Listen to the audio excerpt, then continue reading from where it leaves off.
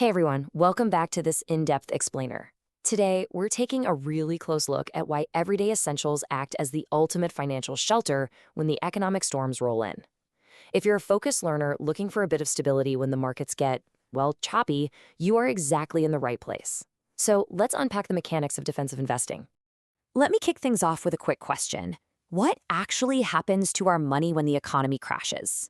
We all know that sinking feeling, right? You check your portfolio during a downturn, or you're at the checkout counter and realize inflation is just steadily eating away at your purchasing power.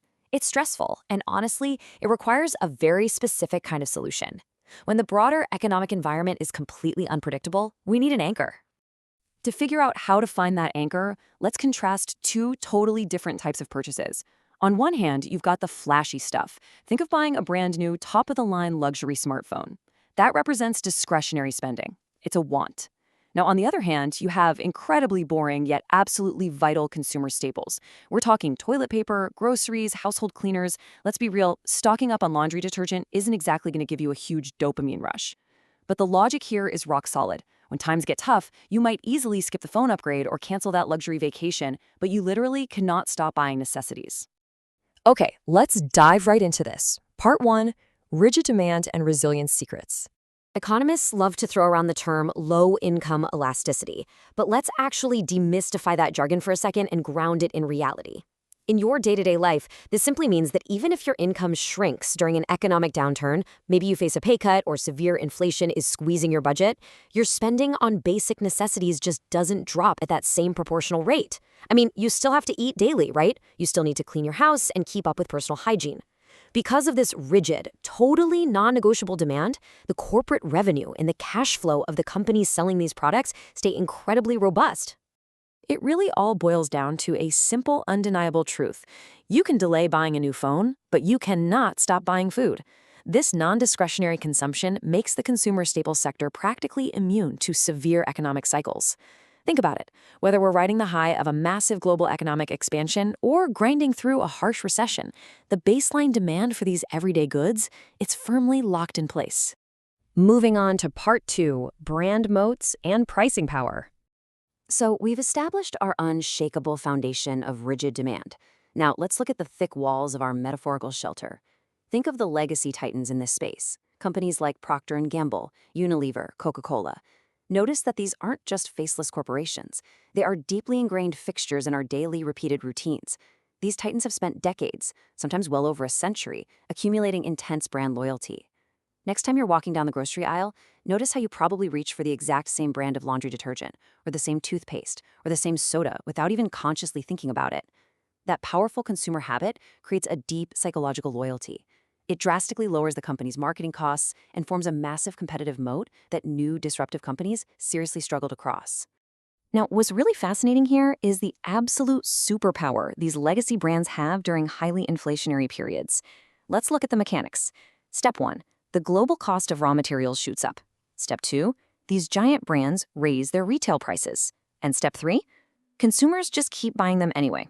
This whole dynamic is known as inflation pass-through. Because of that incredibly deep brand loyalty and consumer inertia we just talked about, these companies have the pricing power to push rising costs directly onto you, the consumer, without suffering a total collapse in their sales volume. It's a brilliant, if, slightly frustrating defense mechanism. That brings us to part 3, defense, low volatility, and dividends.